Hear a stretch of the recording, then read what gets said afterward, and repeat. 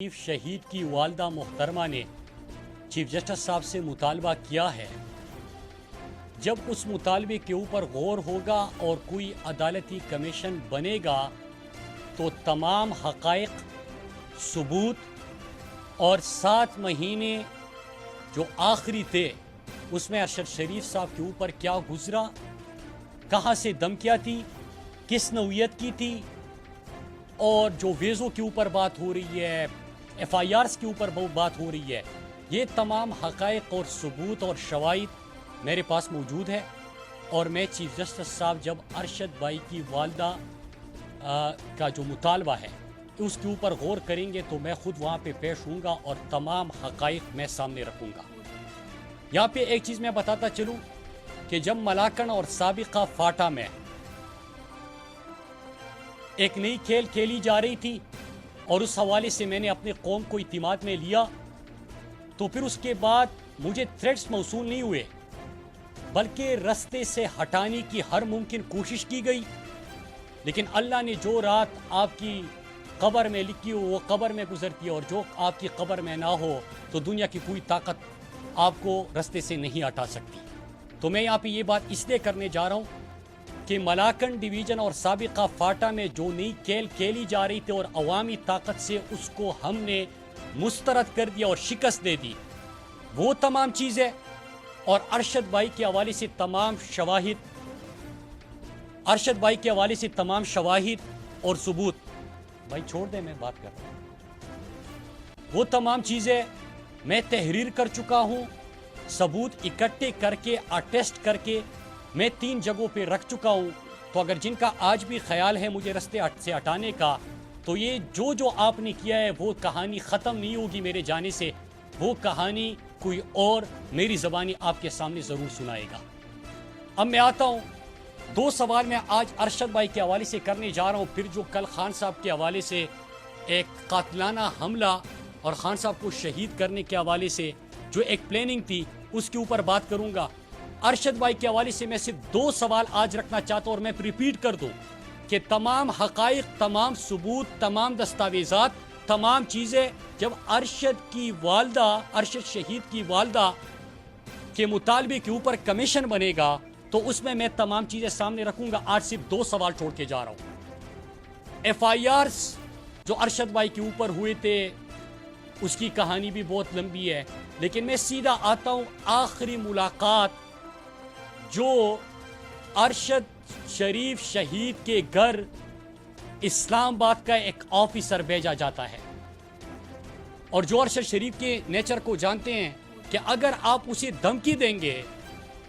اور آپ اسے للکاریں گے تو ارشد کا جواب کیا ہوگا، آپ تمام صحافی ہیں، آپ کو ان کا جواب کا مجھ سے بہتر اندازہ ہوگا۔ لیکن ان کے گھر جا کے ان کو بتایا جاتا ہے کہ یہ میں نہیں آیا آج یہاں پہ، جو گفتگو میں آپ سے کر رہا ہوں تو آپ یہ سمجھے کہ ٹاپ سے بات آئی ہوئی ہے، میں آپ کو کنوے کر رہا ہوں، اور جو آپ مجھے کہیں گے یہ ٹاپ تک جائے گی۔ یہ باتیں ہوتی ہے، ارشد کا جواب 2 ٹوک الفاظ میں چلا جاتا ہے، اور ارشد بھائی آخری الفاظ یہ ہوتے اگر اسی مقصد کے لیے آئے ہیں تو پھر نہ ہی سمجھے۔ اس کے بعد ارشد شریف صاحب کو اپنا نمبر چینج کرنا پڑتا ہے اور مخصوص ادارے کے آفیسرز کے نمبر پہلے بلاک کرتے ہیں، اور پھر اس کے بعد وہ ملک چھوڑنے پہ مجبور ہو جاتے ہیں۔ پھر ایک اور سوال میں یہاں پہ چھوڑ رہا ہوں اور باقی پھر ریپیٹ کر دوں کہ کمیشن کے سامنے، چیف جسٹس کے سامنے میں تمام حقائق رکھوں گا۔ ایک دوسرا سوال جو سب سے اہم ہے اور ابھی تک کسی نے نہیں پوچھا، 10 اور 22 تاریخ کے بیچ، 10 اور 22 اگست کے بیچ جب ارشد شریف صاحب کو دبئی سے نکلنا پڑا تو 10 اور 22 کے بیچ پاکستان کے کون سے اعلیٰ حکام یو اے ای میں موجود تھے، اور اس سوال کا جواب آپ کو فارن آفس کی بیٹ رپورٹر بہتر بتا سکتے ہیں۔ کون سے اعلیٰ حکام دبئی میں موجود تھے، اور اس کے ساتھ ساتھ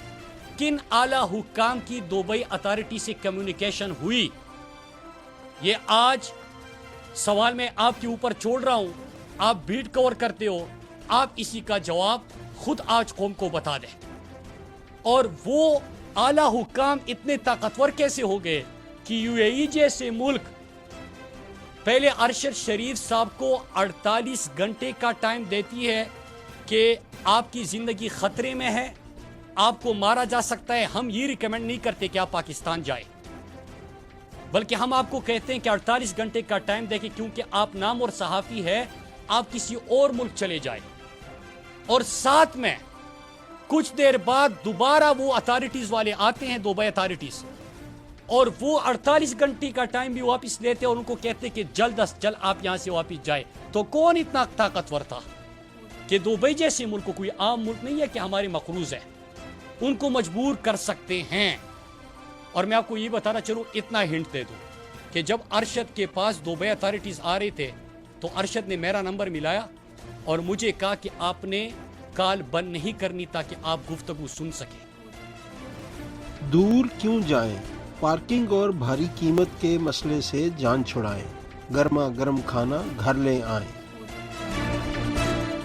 न्यूयॉर्क के खूबसूरत इलाके लॉन्ग आइलैंड की नासो और सफक काउंटी के संगम पर हलाल पाकिस्तानी, अफगानी, इंडियन और बांग्लादेशी खानों का वाहिद मरकज़।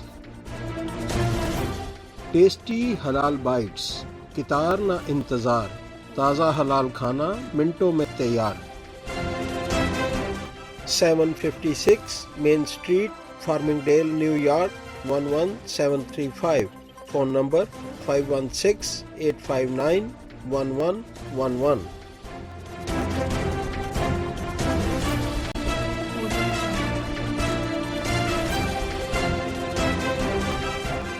टेस्टी हलाल बाइट्स पर आएँ, ताज़ा और मज़ेदार हलाल खाने खाएँ।